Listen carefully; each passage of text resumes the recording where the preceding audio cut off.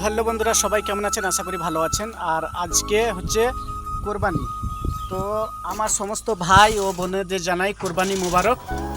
আর কি বলবো, আপনারা খুব সুন্দরভাবে এনজয় করুন, ঘুরে বেড়ান, এটাই বলবো। আর বাইকটা একটু সাবধানে চালাবেন। আমার ভাইদের পক্ষে মানে অনুরোধ রইল যে বাইকটা একটু আপনারা মানে সাবধানে চালাবেন, যাতে আপনার জন্য আপনার পরিবারের বা আপনার মা বোনেদের যেন কষ্ট না ভোগ করতে হয়। তো এটাই বলবো আমার সমস্ত মুসলিম ভাইদের, যে আপনারা বাইকটা একটু আস্তে চালাবেন। আর আপনাদের খুব সুন্দর কাটুক মানে আজকের এই কুরবানি, এটাই বলবো। তো আর বন্ধুরা, সত্যি কথা বলতে গেলে আমরা ঈদ কুরবানি মানে আমরা প্রচুর মানে এতে থাকি, আগ্রহেতে থাকি যে আমাদের কবে কোরবানি আসবে, কবে ঈদ আসবে।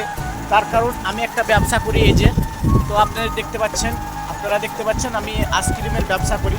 আর সেদিকে মানে সত্যি কথা বলতে গেলে মানে ঈদ কোরবানিতে মানে মালটাও কিনা বেচাটা ভালো হয়, আমার সব থেকে মালটা কিনা বেচা ভালো হয় আইসক্রিম।